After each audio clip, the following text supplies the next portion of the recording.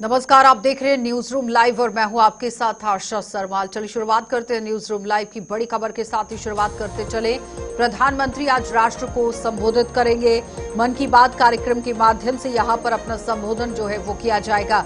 मन की बात कार्यक्रम का 117वां एपिसोड है और इस साल का मन की बात कार्यक्रम का ये अंतिम एपिसोड है। बड़ी अपडेट आपके सामने, जहां पर इस साल का मन की बात का एपिसोड जो है वो अंतिम है, लेकिन फिलहाल 117वां ये एपिसोड है जो मन की बात का आज यहां पर होगा। आम जनता को संबोधित किया जाएगा और इस बीच में बताते चले कि अप्रैल और मई में टेलीकास्ट यहां पर मन की बात नहीं हुआ था क्योंकि लोकसभा चुनाव थे और मार्च में यहां आप देखिए ये टेलीकास्ट नहीं हुआ था और जिसकी वजह से लोग आ ही गया 2025 बस अब तो आ ही गया है, दरवाजे पर दस्तक दे ही रहा है। 2025 में 26 जनवरी को हमारे संविधान को लागू हुए 75 वर्ष होने जा रहे हैं। हम सभी के लिए बहुत गौरव की बात है। हमारे संविधान निर्माताओं ने हमें जो संविधान सौंपा है वो समय की हर कसौटी पर खरा उतरा है। संविधान हमारे लिए गाइडिंग लाइट है, हमारा मार्गदर्शक है। ये भारत का संविधान ही है जिसकी वजह से मैं आज यहां हूं, आपसे बात कर पा रहा हूं। इस साल 26 नवंबर को संविधान दिवस से एक साल तक चलने वाली कई एक्टिविटीज शुरू हुई हैं। देश के नागरिकों को संविधान की विरासत से जोड़ने के लिए constitution75.com नाम से एक खास वेबसाइट भी बनाई गई है। इसमें आप संविधान की प्रस्तावना पढ़कर अपना वीडियो अपलोड कर सकते हैं। अलग अलग भाषाओं में संविधान पढ़ सकते हैं। संविधान के बारे में प्रश्न भी पूछ सकते हैं।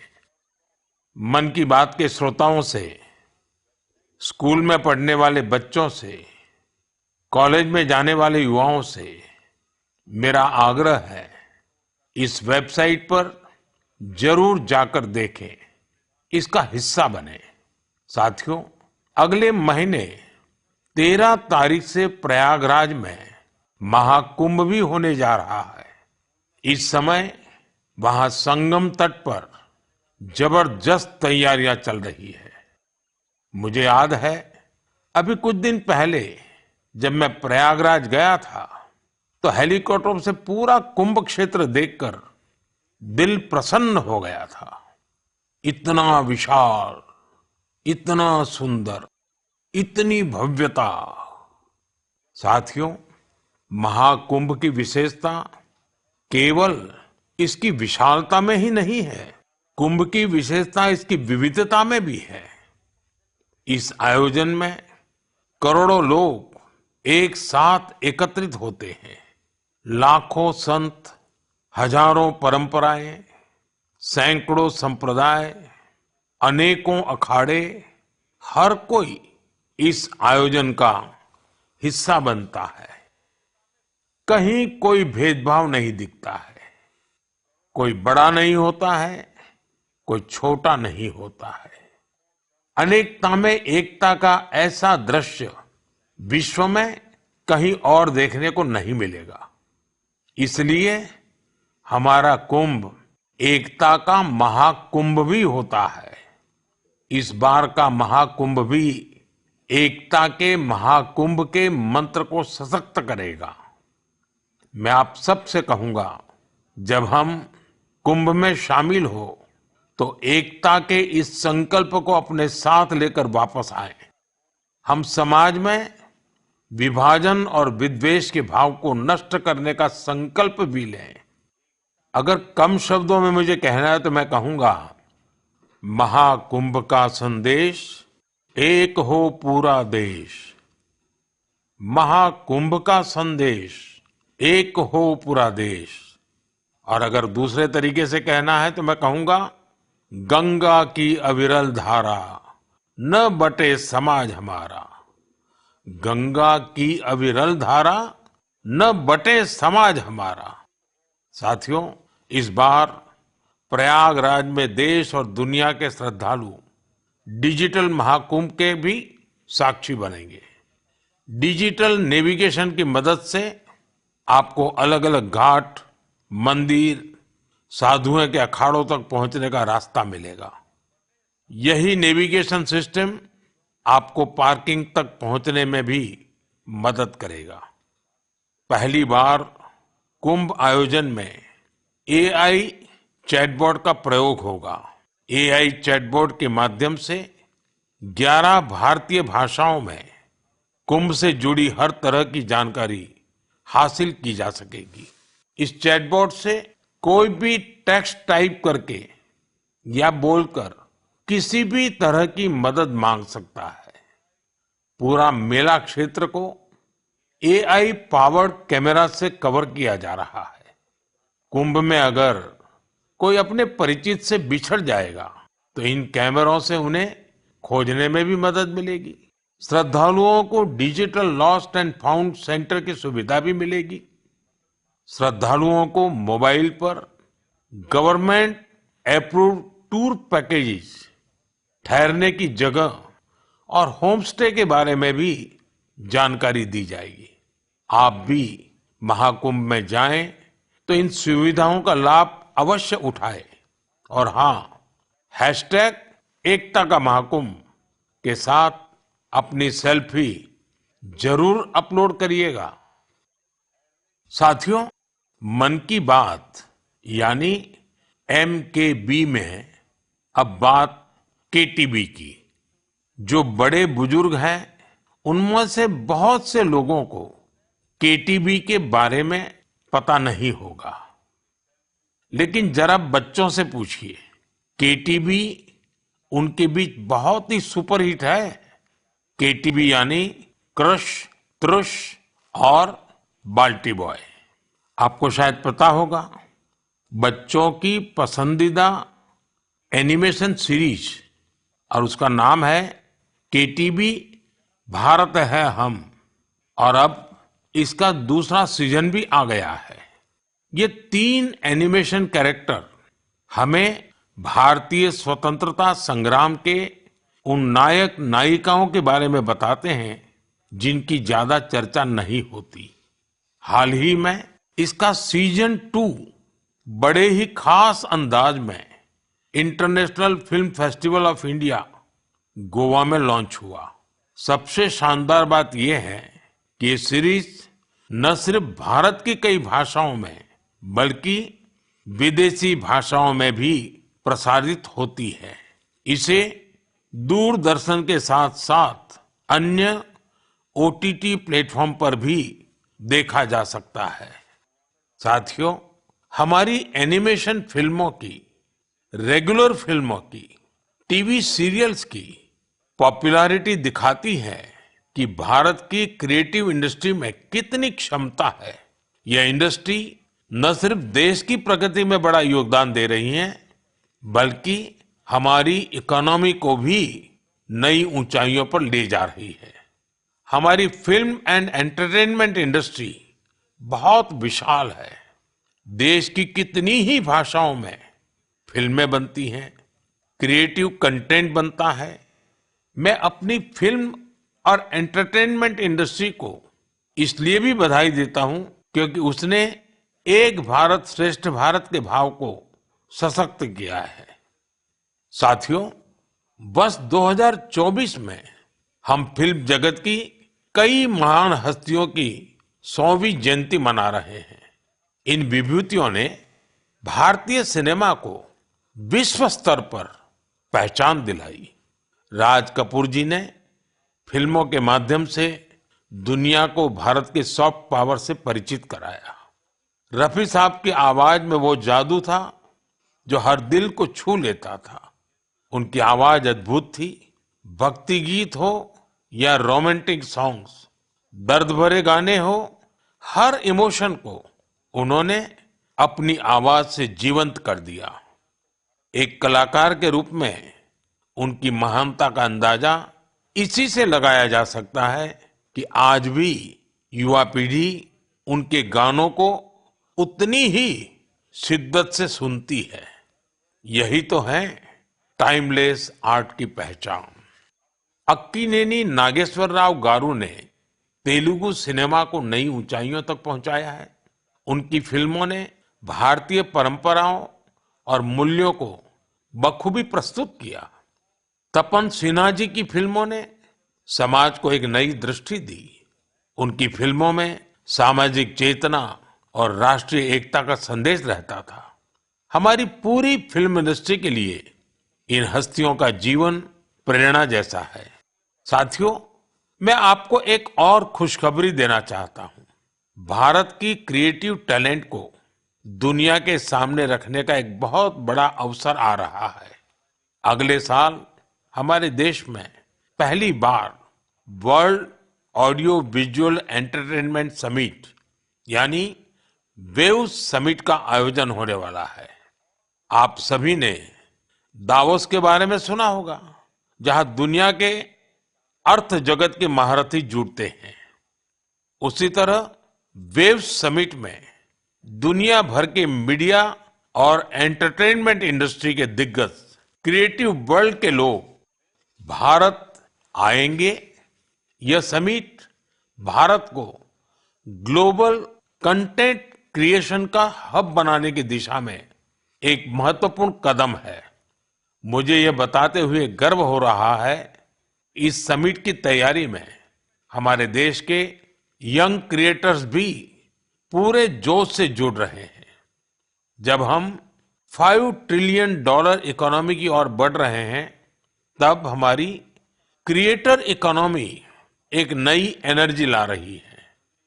मैं भारत की पूरी एंटरटेनमेंट और क्रिएटिव इंडस्ट्री से आग्रह करूंगा, चाहे आप यंग क्रिएटर हो या एस्टैब्लिश्ड आर्टिस्ट, बॉलीवुड से जुड़े हो या रीजनल सिनेमा से, टीवी इंडस्ट्री के प्रोफेशनल हो या एनिमेशन के एक्सपर्ट, गेमिंग से जुड़े हो या एंटरटेनमेंट टेक्नोलॉजी के इनोवेटर, आप सभी वेव समिट का हिस्सा बने।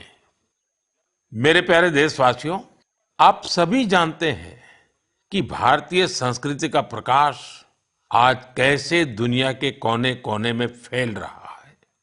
आज मैं आपको 3 महाद्वीपों से ऐसे प्रयासों के बारे में बताऊंगा जो हमारी सांस्कृतिक विरासत के वैश्विक विस्तार की गवाह है।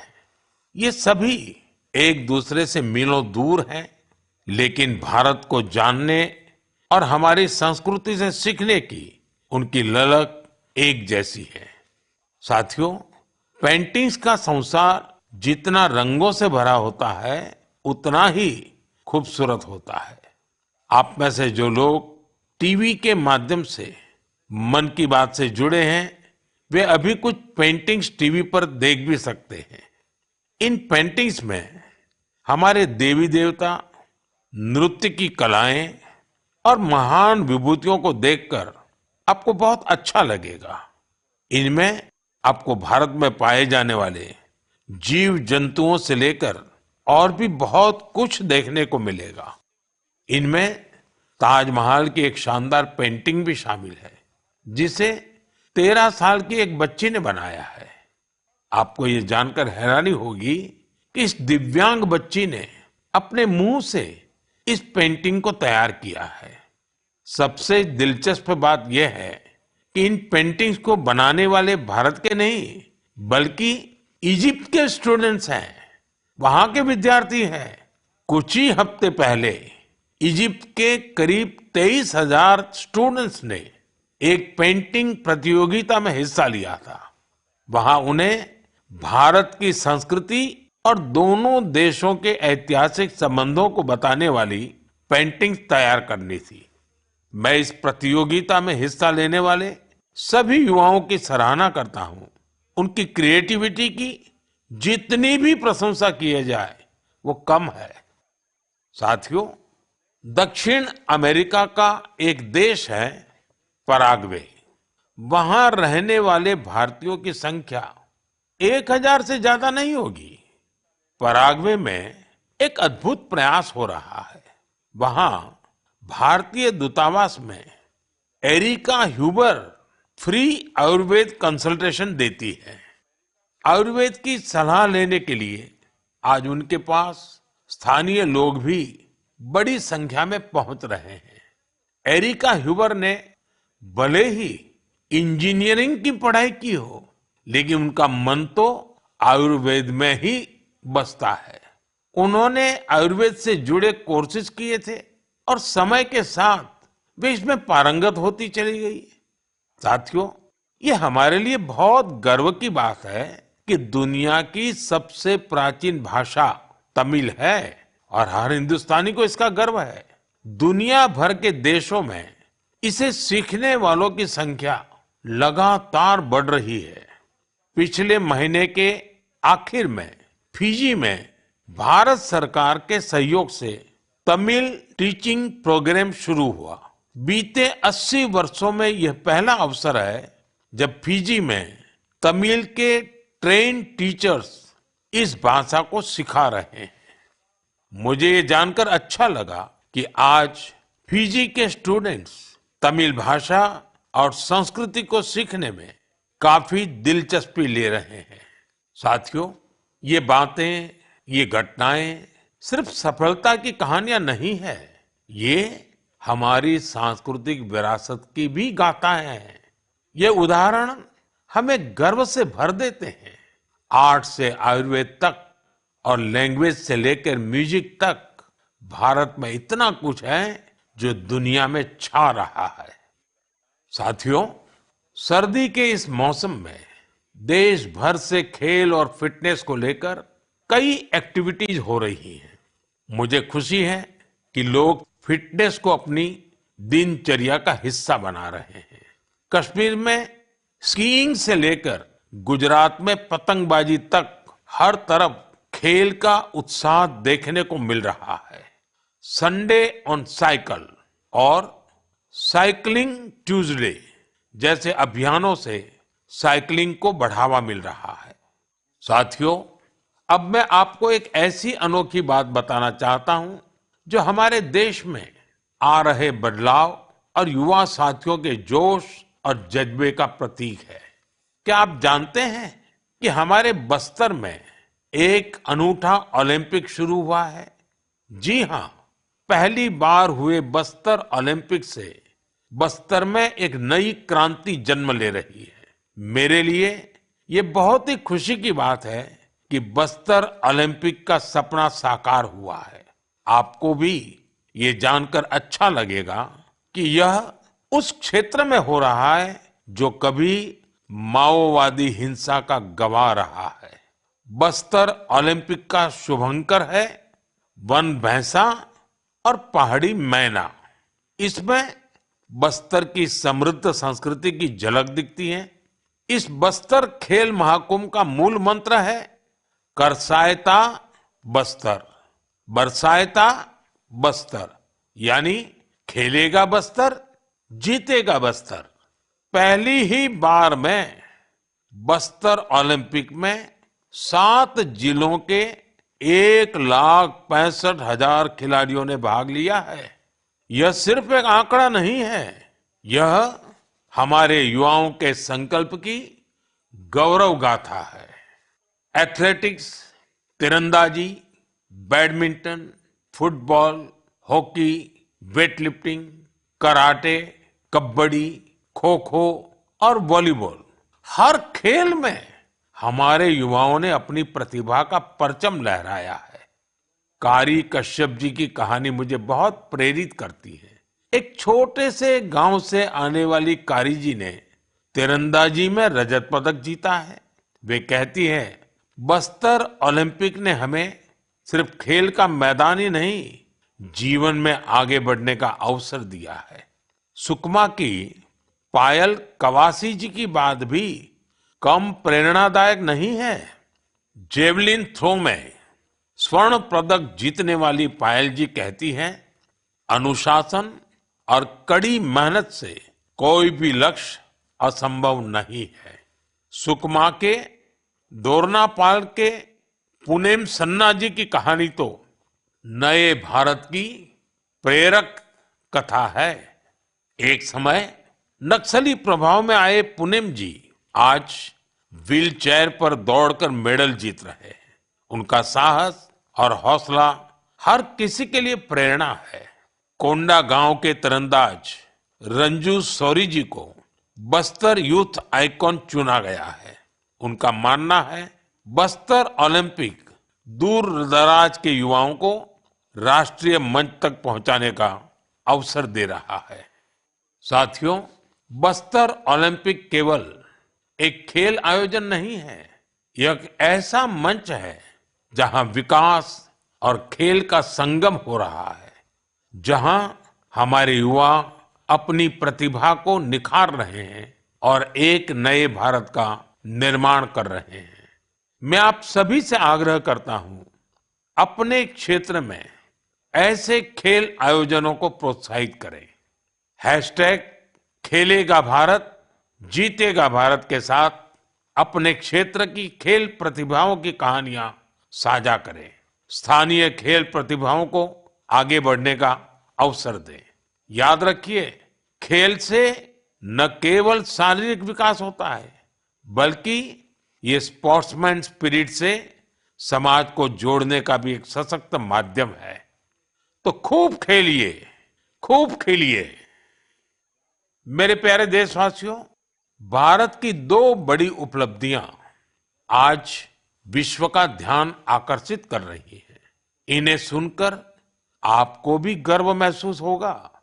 ये दोनों सफलताएं स्वास्थ्य के क्षेत्र में मिली है। पहली उपलब्धि मिली है मलेरिया से लड़ाई में। मलेरिया की बीमारी 4000 वर्षों से मानवता के लिए एक बड़ी चुनौती रही है। आजादी के समय भी यह हमारी सबसे बड़ी स्वास्थ्य चुनौतियों में से एक थी। 1 महीने से लेकर 5 साल तक के बच्चों की जान लेने वाली सभी संक्रामक बीमारियों में मलेरिया का तीसरा स्थान है।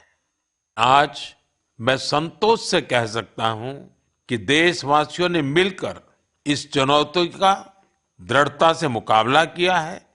विश्व स्वास्थ्य संगठन WHO की रिपोर्ट कहती है, भारत में 2015 से 2023 के बीच मलेरिया के मामलों और इससे होने वाली मौतों में 80% की कमी आई है। यह कोई छोटी उपलब्धि नहीं है। सबसे सुखद बात यह है, यह सफलता जन जन की भागीदारी से मिली है। भारत के कोने कोने से, हर जिले से हर कोई इस अभियान का हिस्सा बना है। असम में जोरहाट के चाय बागानों में मलेरिया 4 साल पहले तक लोगों की चिंता की एक बड़ी वजह बना हुआ था, लेकिन जब इसके उन्मूलन के लिए चाय बागान में रहने वाले एकजुट हुए तो इसमें काफी हद तक सफलता मिलने लगी। अपने इस प्रयास में उन्होंने टेक्नोलॉजी के साथ साथ सोशल मीडिया का भी भरपूर इस्तेमाल किया है। इसी तरह हरियाणा के कुरुक्षेत्र जिले ने मलेरिया पर नियंत्रण के लिए बड़ा अच्छा मॉडल पेश किया। यहाँ मलेरिया की मॉनिटरिंग के लिए जन भागीदारी काफी सफल रही है। नुक्कड़ नाटक और रेडियो के जरिए ऐसे संदेशों पर जोर दिया गया जिससे मच्छरों की ब्रीडिंग कम करने में काफी मदद मिली है। देश भर में ऐसे प्रयासों से ही हम मलेरिया के खिलाफ जंग को और तेजी से आगे बढ़ा पाए हैं। साथियों, अपनी जागरूकता और संकल्प शक्ति से हम क्या कुछ हासिल कर सकते हैं, इसका दूसरा उदाहरण है कैंसर से लड़ाई। दुनिया के मशहूर मेडिकल जर्नल लैंसेट की स्टडी वाकई बहुत उम्मीद बढ़ाने वाली है। इस जर्नल के मुताबिक अब भारत में समय पर कैंसर का इलाज शुरू होने की संभावना काफी बढ़ गई है। समय पर इलाज का मतलब है कैंसर मरीज का ट्रीटमेंट 30 दिनों के भीतर ही शुरू हो जाना। और इसमें बड़ी भूमिका निभाई है आयुष्मान भारत योजना ने। इस योजना की वजह से कैंसर के 90% मरीज समय पर अपना इलाज शुरू करा पाए हैं। ऐसा इसलिए हुआ है क्योंकि पहले पैसे के अभाव में गरीब मरीज कैंसर की जांच में, उसके इलाज से कतराते थे। अब आयुष्मान भारत योजना उनके लिए बड़ा संबल बनी है। अब वो आगे बढ़कर अपना इलाज कराने के लिए आ रहे हैं। आयुष्मान भारत योजना ने कैंसर के इलाज में आने वाली पैसों की परेशानी को काफी हद तक कम किया है। अच्छा ये भी है कि आज समय पर कैंसर के इलाज को लेकर लोग पहले से कहीं अधिक जागरूक हुए हैं। यह उपलब्धि जितनी हमारे हेल्थ केयर सिस्टम की है, डॉक्टरों, नर्सों और टेक्निकल स्टाफ की है, उतनी ही आप सभी मेरे नागरिक भाई बहनों की भी है।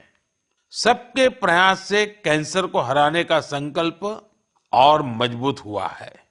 इस सफलता का क्रेडिट उन सभी को जाता है जिन्होंने जागरूकता फैलाने में अपना अहम योगदान दिया है।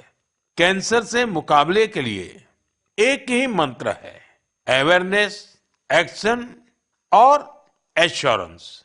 अवेयरनेस यानी कैंसर और इसके लक्षणों के प्रति जागरूकता, एक्शन यानी समय पर जांच और इलाज, एश्योरेंस यानी मरीजों के लिए हर मदद उपलब्ध होने का विश्वास। आइए हम सब मिलकर कैंसर के खिलाफ इस लड़ाई को तेजी से आगे ले जाएं और ज्यादा से ज्यादा मरीजों की मदद करें।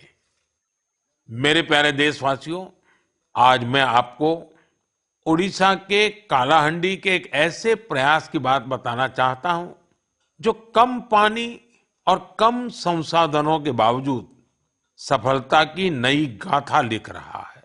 यह है कालाहांडी की सब्जी क्रांति।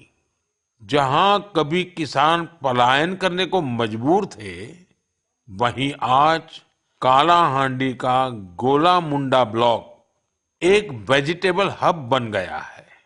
यह परिवर्तन कैसे आया? इसकी शुरुआत सिर्फ 10 किसानों के एक छोटे से समूह से हुई। इस समूह ने मिलकर एक एफपीओ किसान उत्पाद संघ की स्थापना की, खेती में आधुनिक तकनीक का इस्तेमाल शुरू किया और आज उनका ये एफपीओ करोड़ों का कारोबार कर रहा है। आज 200 से अधिक किसान इस एफपीओ से जुड़े हैं, जिनमें 45 महिला किसान भी हैं। ये लोग मिलकर 200 एकड़ में टमाटर की खेती कर रहे हैं, 150 एकड़ में करेले का उत्पादन कर रहे हैं। अब इस एफपीओ का सालाना टर्नओवर भी बढ़कर 1.5 करोड़ से ज्यादा हो गया है। आज कालाहांडी की सब्जियां न केवल ओडिशा के विभिन्न जिलों में बल्कि दूसरे राज्यों में भी पहुंच रही है और वहां का किसान अब आलू और प्याज की खेती की नई तकनीकें सीख रहा है। साथियों, कालाहांडी की यह सफलता हमें सिखाती है कि संकल्प शक्ति और सामूहिक प्रयास से क्या नहीं किया जा सकता। मैं आप सभी से आग्रह करता हूं, अपने क्षेत्र में एफपीओ को प्रोत्साहित करें, किसान उत्पादक संगठनों से जुड़ें और उन्हें मजबूत बनाएं। याद रखिए, छोटी शुरुआत से भी बड़े परिवर्तन संभव है। हमें बस दृढ़ संकल्प और टीम भावना की जरूरत है। साथियों, आज की मन की बात में हमने सुना कि कैसे हमारा भारत विविधता में एकता के साथ आगे बढ़ रहा है। चाहे वो खेल का मैदान हो या विज्ञान का क्षेत्र, स्वास्थ्य हो या शिक्षा, हर क्षेत्र में भारत नई ऊंचाइयों को छू रहा है। हमने एक परिवार की तरह मिलकर हर चुनौती का सामना किया और नई सफलताएं हासिल की। 2014 से शुरू हुए मन की बात के 116 एपिसोड में मैंने देखा है कि मन की बात देश की सामूहिक शक्ति का एक जीवंत दस्तावेज बन गया है। आप सभी ने इस कार्यक्रम को अपनाया, अपना बनाया। हर महीने आपने अपने विचारों और प्रयासों को साझा किया। कभी किसी यंग इनोवेटर के आइडिया ने प्रभावित किया, तो कभी किसी बेटी की अचीवमेंट ने गौरवान्वित किया। ये आप सभी की भागीदारी है जो देश के कोने-कोने से पॉजिटिव एनर्जी को एक साथ लाती है। मन की बात इसी पॉजिटिव एनर्जी के एम्प्लीफिकेशन का मंच बन गया है। और अब 2025 दस्तक दे रहा है। आने वाले साल में मन की बात के माध्यम से हम और भी इंस्पायरिंग प्रयासों को साझा करेंगे। मुझे विश्वास है कि देशवासियों की पॉजिटिव सोच और इनोवेशन की भावना से भारत नई ऊंचाइयों को छुएगा। आप अपने आसपास के यूनिक प्रयासों को हैशटैग मन की बात के साथ शेयर करते रहिए। मैं जानता हूं कि हर मन की बात में हमारे पास एक दूसरे से साझा करने के लिए बहुत कुछ होगा। आप सभी को 2025 की ढेर सारी शुभकामनाएं। स्वस्थ रहें, खुश रहें। फिट इंडिया मूवमेंट में आप भी जुड़ जाइए। खुद को भी फिट रखिए, जीवन में प्रगति करते रहें। बहुत बहुत धन्यवाद। वक्त हर खेल में हमारे युवाओं ने परचम लहराया है। प्रधानमंत्री नरेंद्र मोदी की तरफ से बड़ी बात कही गई, महाकुंभ का संदेश दिया। एक पूरा देश यहां पर आप देखिए महाकुंभ के लिए पहुंचेगा और आपके लिए सारे बंदोबस्त कर दिए गए हैं। प्रधानमंत्री नरेंद्र मोदी ने मन की बात कार्यक्रम की शुरुआत करते हुए सबसे पहले देशवासियों को नए साल की शुभकामनाएं दी।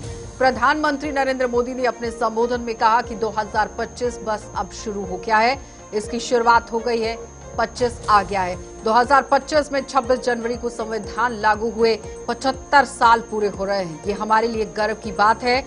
पीएम मोदी ने कहा कि संविधान हमारे लिए गाइडिंग लाइन है और गाइडिंग लाइट है तो हमारा मार्गदर्शक है। संविधान की वजह से ही आज मैं आपसे बात कर रहा हूं। एक बड़ी बात कि आप भी संविधान की किताब को पढ़िए और दूसरों को भी बताइए। वर्ल्ड ऑडियो विजुअल इंटरनेट जो समिट है ये भी आयोजित होगा, इसके बारे में बातचीत की गई। प्रधानमंत्री नरेंद्र मोदी की तरफ अपील की गई जिसमें उन्होंने कहा कि संविधान विरासत के साथ जोड़ इंस्टीट्यूशन 75.com नाम से एक खास वेबसाइट बनाई गई है। इसमें आप संविधान के प्रस्ताव को पढ़ सकते हैं, अपना वीडियो अपलोड कर सकते हैं। अलग अलग भाषाओं में संविधान को पढ़ने के लिए इसमें आप देखिए काम किया गया है। संविधान के बारे में प्रश्न पूछ सकते हैं। केटीबी सीरीज का भी जिक्र किया गया। केटीबी यानी कि कृषि त्रिष्ट और बाल्टी बॉय को लेकर यहाँ काम किस तरह से चल रहा है उसका भी मंथन हुआ। आपको शायद पता होगा कि बच्चों की पसंदीदा जो एनिमेशन सीरीज है उसका नाम केटीबी है, जो भारत में है और भारत में हम और अब इसका दूसरा सीजन भी शुरू हो गया है, तो आपको ये देखना चाहिए। उसके बाद एकता में अनेकता का उदाहरण यहाँ पर दिया। महाकुंभ में क्या कुछ तैयारियां की गई।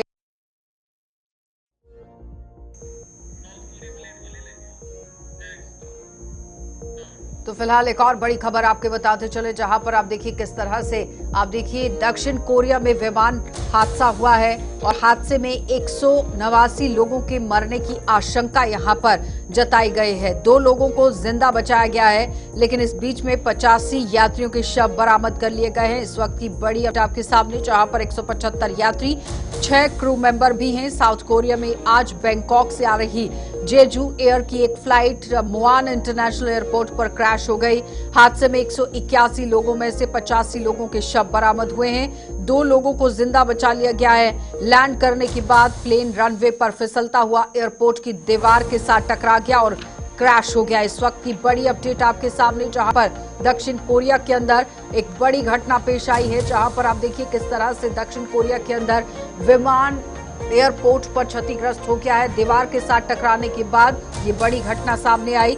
फिलहाल 85 लोगों के मारे जाने की खबर सामने आई थी, लेकिन 17 मिनट पहले एक और बड़ा अपडेट सामने आया, जिसमें बताते चले कि इस विमान में 180 लोग सवार थे, जिनमें से 175 यात्री और चालक दल के 6 सदस्य भी शामिल थे। तो दक्षिण कोरिया के जो अग्निशम विभाग है उसके मुताबिक हादसे में कम 96 लोगों की मौत का आंकड़ा उन्होंने बताया है, क्योंकि महज पहले 85 लोगों का आंकड़ा सामने आया था, लेकिन अब ये एक एक करके आंकड़ा बढ़ता चला जा रहा है। जेजू एयर का ये विमान है, कथित तौर पर बैंकॉक से दक्षिण कोरिया वापस आ रहा था और बताया जा रहा है कि विमान में लैंड करते वक्त ये बड़ा हादसा पेश आया है। और साथ राष्ट्रपति कार्यालय ने ये बता दिया कि दक्षिण कोरिया के जो कार्यवाहक हैं राष्ट्रपति चोई सॉन्ग मॉक घटना स्थल पर वो पहुंचे हैं। लेकिन उस बीच में लगातार आप देखिए किस तरह से रेस्क्यू ऑपरेशन वहां पर शुरू कर दिया गया है। मदद के लिए मैन पावर स्वास्थ्य विभाग की तरफ से भी काम करने की कोशिश। और ब्रह्मदीप अलूनी हमारे साथ विदेश मामलों के जानकार जुड़ गए हैं। ब्रह्मदीप जी, जिस तरह से एक बड़ा हादसा ही इसे कहा जाएगा, किस तरह से इस पूरे हादसे को देख रहे हैं, और साथ ही साथ जिस तरह से सुबह से ही बात हो रही है कि बेंगलुरु के इस हादसे की जांच लगातार पहले हुई, लेकिन फिलहाल जिस तरह से बेंगलुरु के अंदर हादसा हुआ उसी हादसे की याद इस हादसे ने भी दिला दी है जो दक्षिण कोरिया के अंदर हुआ है। क्या लगता है, क्या वजह रही होगी कि ये बड़ा हादसा वहां पर पेश आया? देखिए, ये साल के जाते जाते बहुत कड़वी यादें हैं और सबसे बड़ी बात है कि चूंकि साल के अंत में बहुत सारे लोग यात्राएं करते अपने घरों को लौटते हैं, तो ये बहुत दुर्भाग्यपूर्ण हादसा है। लेकिन सबसे दुर्भाग्यपूर्ण यह भी है कि दक्षिण कोरिया एक बहुत ही ऐसा देश है जहां पर बहुत विकास हुआ है और वह पश्चिमी देशों की बराबरी करता हुआ नजर आता है। वहां पर उसके मुआन एयरपोर्ट पर कोई विमान रुके नहीं और लैंडिंग करते हुए आकर दीवार से टकरा जाए तो यह तकनीकी खामी भी हो सकती है। लेकिन कुल मिलाकर कजाकिस्तान के बाद जो यहाँ पर हुआ है तो यह बहुत ही दुर्भाग्यपूर्ण है। और ऐसी घटनाओं से बचने के लिए क्या तकनीकों में सुधार की जरूरत है, क्योंकि आधुनिक तौर पर इतने उपकरण आने के बावजूद जिस प्रकार से विमान दुर्घटनाएं दुनिया भर में बढ़ी है, तो उससे लगता है कि टेक्नोलॉजी को और ठीक करने की जरूरत है। जी, लेकिन प्रभदीप जी, जिस तरह से सवाल उठ रहा था कि लगातार इस पर काम करने की जरूरत थी, टेक्निकल अगर फॉल्ट हुआ है तो किस वजह से हो गया, इस पर जांच होनी चाहिए, क्योंकि जब आप अराइवल देते हैं या फिर आप डिपार्चर लेते हैं तो उस वक्त भी किस तरह से चेकिंग होती है। क्या उस टाइम पे जो टीम काम कर रही थी, टेक्निकल टीम, उसने सही से काम नहीं किया? कई तरह के सवाल उठ रहे हैं। देखिए, सवाल लाजमी है और इसलिए भी सवाल लाजमी है क्योंकि यदि आप एशिया के देशों में देखते हैं या जो पूरे एशिया महाद्वीप को देखते हैं तो वहां पर बहुत ऐसे देश हैं जो दक्षिण कोरिया जितने मजबूत है, सशक्त है आर्थिक तौर पर और तकनीक तौर पर भी। तो यदि दक्षिण कोरिया जैसे देशों में लैंडिंग करते वक्त विमान दुर्घटनाग्रस्त होने लगे तो जो विकासशील देश है, जो पिछड़े हुए देश है, जो अफगानिस्तान जैसे देश है, वहां पर तो इन हादसों को रोका ही नहीं जाएगा। तो इसके लिए जिम्मेदार जो है वो एयरपोर्ट प्रशासन हो सकता है, इसके लिए जिम्मेदार पायलट भी हो सकता है। लेकिन कुल मिलाकर ऐसी तकनीकी खामियां जो है वो इसलिए भी गंभीर हो जाती है क्योंकि विमानों में ही इस दुनिया के जो राष्ट्राध्यक्ष है या जो भी यात्रा करते हैं तो क्या राष्ट्राध्यक्षों की सुरक्षा लोग कर पाएंगे? क्या जो महत्वपूर्ण किसी देश के शीर्षस्थ नेता है उनकी सुरक्षा कर पाएंगे? तो कुल मिलाकर विमान हादसे जिस प्रकार से बढ़ रहे हैं वो तकनीक पर सवाल या निशान तो उठाते ही हैं। जी, लेकिन जिस तरह से गियर के अंदर यहाँ पर फॉल्ट बताया गया और उसके बाद ये कहा गया कि उसके बावजूद भी अगर अपनी सूझबूझ पायलट की तरफ से लगाई गई होती तो सेफ लैंडिंग कराई जा सकती थी, लेकिन ऐसा कुछ देखने को नहीं मिला है वहां पर। नहीं, देखिए, जहां तक एयरबस का सवाल है तो अमेरिका, रसिया, ब्रिटेन, फ्रांस जैसे दो देश है, इवन जर्मनी, उन्होंने बहुत ही उत्कृष्ट विमानों को तैयार किया। इसमें दक्षिण कोरिया की भी भूमिका है। तो ऐसे में यहाँ पर मानवीय भूल होने की ज्यादा संभावना है। लेकिन एक बात यहाँ पर ध्यान रखने वाली यह भी है कि हम तकनीकी तौर पर चाहे जितने दक्ष हो जाए, यदि मानवीय भूल की संभावनाएं बढ़ती है या मानवीय भूल की आशंका हो जाती है तो फिर आप दुर्घटनाओं को रोक नहीं सकते। और मानवीय भूल तो उसके बारे में सवाल उठाए भी नहीं, इसलिए भी नहीं जा सकते क्योंकि यह हो सकता है और ऐसा इतिहास में होता भी रहा है।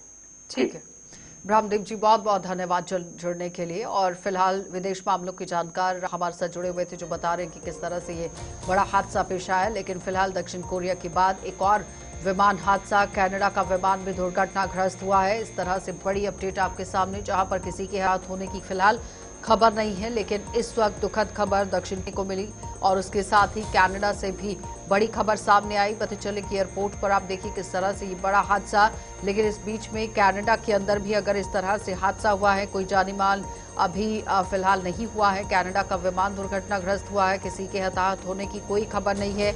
और उसके साथ साथ बताते चले कि ये हैलिफैक्स एयरपोर्ट है जहां पर हादसा हुआ है और ये जो विमान है हादसे का शिकार हुआ है। और इस वक्त की बड़ी अब यहाँ सुबह से ही आपने देखा कि यहाँ किस तरह से आप देखिए एक बड़ी घटना पेश आई थी। दक्षिण कोरिया के अंदर दुखद खबर, लेकिन कनाडा के अंदर विमान क्षतिग्रस्त जरूर हुआ है, लेकिन किसी के हताहत होने की खबर नहीं है। चलिए तो एक और बड़ी खबर, जहां पर अवैध प्रवासियों पर दिल्ली पुलिस की एक बड़ी कार्रवाई नजर आई है। किस तरह से आप देखिए बड़ी कार्रवाई को अंजाम दिया गया। 8 बांग्लादेशियों को यहां पर डिपोर्ट किया गया है। दिल्ली के रंगपुरी में ये लोग रह रहे थे और उसके बाद ये बड़ी कार्रवाई को अंजाम दिया गया। दिल्ली पुलिस दस्तावेजों की यहां पर जांच कर रही है और उसके बाद आगे की कार्रवाई को अंजाम दिया जा रहा है। इससे पहले आपने देखा कि किस तरह से लोगों के बिजली और पानी के कनेक्शंस को काटने की बात हुई, राशन कार्ड्स को यहां पर खंगालने की बात हो रही थी, जिसे यहां सियासी मुद्दा भी बनाया गया। लेकिन इस बीच में एक बड़ी कार्रवाई को दिल्ली पुलिस की तरफ से अंजाम दिया गया है। बांग्लादेशियों को डिपोर्ट किया गया है। दस्तावेजों की जांच लगातार दिल्ली पुलिस कर रही है। अवैध प्रवासियों पर दिल्ली पुलिस ये बड़ी कार्रवाई कर रही है और 8 बांग्लादेशियों को अब तक जब आप देखिए किस पर डिपोर्ट किया गया है। रंगपुरी में ये लोग रह रहे थे और उसके बाद ही वहां पर चेकिंग अभियान चलाया गया। सत्यापन करने के बाद ये बड़ी कार्रवाई को दिल्ली पुलिस की तरफ से अंजाम दिया गया है।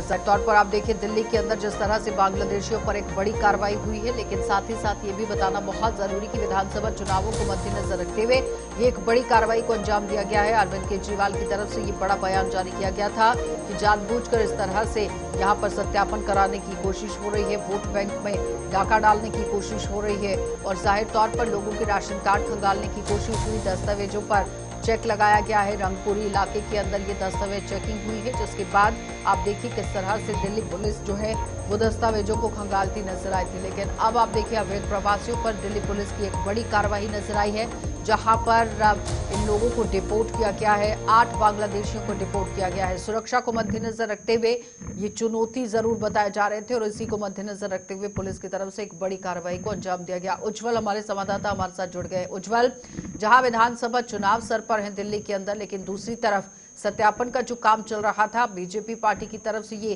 काम करवाया गया और आम आदमी पार्टी लगातार हमलावर थी, लेकिन एक बड़ी कार्रवाई को अंजाम दिल्ली पुलिस ने दे दिया है। 8 बांग्लादेशियों को डिपोर्ट किया गया है।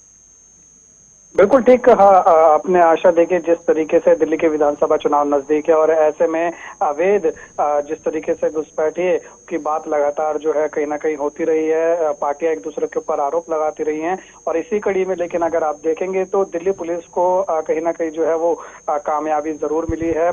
जिस तरीके से वेरिफिकेशन के जरिए जो है दिल्ली पुलिस अभियान चला रही थी साउथ वेस्ट दिल्ली के इलाके में रंगपुरी में, तो वहां पर देखिए तकरीबन 400 परिवारों की जांच जो है वो दिल्ली पुलिस ने की और उनके दस्तावेज जो हैं वो एक एक करके चेक किए जा रहे थे। तो तभी दिल्ली पुलिस को जो है कहीं ना कहीं कामयाबी मिली।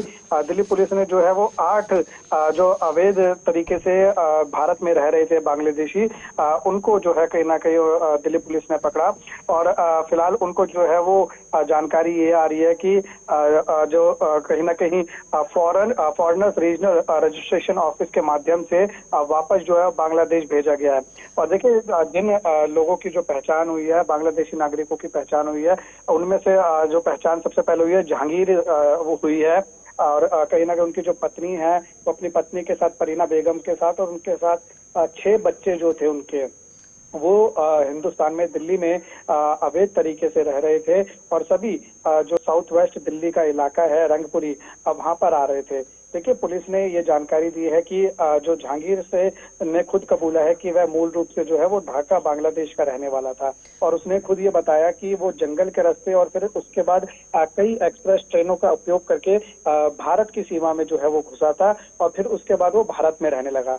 फिर उसके बाद वो दिल्ली में आके बस गया और फिर यहाँ पर दिल्ली में बसने के बाद वो वापस बांग्लादेश गया और बांग्लादेश से अपनी पत्नी और 6 बच्चों को लेकर जो है वो वापस जो है वो दिल्ली आ जाता है और दिल्ली में रंगपुर इलाके में रहता है। लेकिन उज्जवल, जिस तरह से ये एक बड़ी कार्रवाई की गई है, और भी लोगों पर कार्रवाई हो सकती है क्या?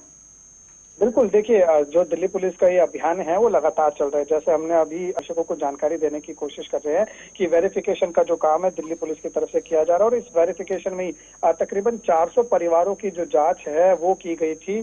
उनके जो दस्तावेज है, उनके डॉक्यूमेंट जो है वो चेक किए जा रहे थे वेरिफिकेशन के दौरान। और कहीं ना कहीं जो है इसी के तहत जो है दिल्ली पुलिस की जो ये विशेष टीम है उसको तलाशी में जो है ये अवैध जो 8 बांग्लादेशी हैं वो पाए गए थे और जिसके बाद उनको जो है वापस उनके जो देश है बांग्लादेश वापस भेज दिया गया है। लेकिन 175 लोगों को चिन्हित किया गया था उज्जवल, महज अभी सिर्फ 8 पर कार्रवाई हुई है। देखिए लगातार जो है दिल्ली पुलिस अभी अपनी कार्रवाई कर रही है, सबसे पूछताछ की जा रही है और पूछताछ के बाद ही जो है कहीं ना कहीं आगे की जो कार्रवाई है वो करी जा रही है। चिन्हित जरूर किया गया है और देखिए दिल्ली पुलिस को अगर किसी पर भी संदेह होता है या किसी के भी डॉक्यूमेंट्स कम उनको लगते हैं कि वो इंडिया के रहने वाले नहीं है, भारत मूल रूप से रहने वाले नहीं है, उनके पास इंडिया का कोई भी जो है वो पहचान पत्र या आधार कार्ड या कुछ भी नहीं है या उनको कहीं ना कहीं पूछताछ में कुछ भी संदेह होता है तो दिल्ली पुलिस उनके ऊपर फिर जो है कहीं ना कहीं जो है वो कार्रवाई करती है और उसको वापस जरूर भेजा जाएगा। क्योंकि ठीक है उज्जवल, बहुत बहुत धन्यवाद जुड़ने के लिए। तो फिलहाल आप देखिए बांग्लादेशियों पर एक बड़ी कार्रवाई दिल्ली के अंदर हुई है। अब आपको बिहार लिए चलेंगे, बिहार से बड़ी खबर दिखाते चले जहां पर आप देखिए बड़ा फेरबदल सरकार की तरफ से यहां पर किया गया है और 62 IPS अधिकारियों के साथ यहां पर एक साथ तबादले कर दिए गए हैं। अवकाश कुमार पटना के नए SSP बनाए गए हैं और को अतिरिक्त प्रभार यहां पर सौंपा गया है। बताते चले लगातार आप देखिए जिस तरह से 62 IPS अफसरों को इधर से उधर किया गया है। अवकाश कुमार को पटना का नया SSP बनाया गया है। एक जिम्मेदारी आप देखिए 62 IPS ऑफिसर्स को दी गई है, लेकिन जिसमें सबसे अहम रोल यहां पर पटना के SSP समेत कई जिलों के कप्तानों का माना जा रहा है, इनका ट्रांसफर हुआ है। और ये भी बताते चलें कि यहां राजीव मिश्रा को आतंकवाद निरोधक दस्ता का पुलिस उप निरीक्षक बनाया गया है। बिहार पुलिस मुख्यालय के अपर पुलिस महानिदेशक कुंदन कृष्णन को विशेष कार्यबल यानी कि STF के अपर पुलिस महानिदेशक अभियान का भी अतिरिक्त प्रभार दिया गया है। और बिहार मानवाधिकार आयोग के जो ADG हैं डॉक्टर अमित कुमार जैन को CID कमजोर वर्ग का यहां ADG और ADG STF अमृत राज को ADG सुरक्षा और IG आतंकवाद निरोधक दस्ता पर। चलिए एक और बड़ी खबर आपको दिखाते चले कि किसान आंदोलन अब थमने का नाम नहीं ले रहा। बड़ी अपडेट आपके सामने जहां पर खाप नेताओं ने भी हिसार में आज महापंचायत बुलाई है और अपना समर्थन सीधे तौर पर किसान आंदोलन में दे दिया है। किसान आंदोलन के समर्थन में महापंचायत है। 4 जनवरी को डल्लेवाल ने भी महापंचायत बुलाई है और महापंचायत में अहम यहां पर फैसले हो सकते हैं। खनौरी बॉर्डर पर महापंचायत यहां किसान नेता जो हैं वो डल्लेवाल करेंगे और डल्लेवाल के साथ में ये जब बैठक होती है तो किन किन मुद्दों पर चर्चा होगी और खाप की जो किसान नेता हैं वो यहां पर पहुंचेंगे। महापंचायत होगी और महापंचायत के बाद अटकलें ये भी लगाई जा रही हैं कि बहुत ही जल्द किसान संगठनों के साथ भी बातचीत हो सकती है और उसके बाद आगे की रणनीति तैयार की जा सकती है, क्योंकि इससे पहले दिल्ली कूच की तैयारी लगातार की जा रही थी। लेकिन अब डल्लेवाल आप देखिए किस तरह से महापंचायत करेंगे और खाप नेताओं के साथ ये महापंचायत होगी। 4 जनवरी को डल्लेवाल ने भी यहां पर महापंचायत बुलाई है। खनौरी बॉर्डर पर ये महापंचायत यहां किसान नेता करेंगे, लेकिन खनौरी बॉर्डर पर अगर किसान इकट्ठे होते हैं तो एक बार फिर से किस तरह का मंजर देखने को मिलेगा, ये बड़ा सवाल रहेगा, क्योंकि किसान नेताओं के समर्थन में ये महापंचायत है। चलिए न्यूज रूम लाइव में फिलहाल इतना ही। देश और दुनिया की खबरों के लिए आप बने रहिए हमारे साथ।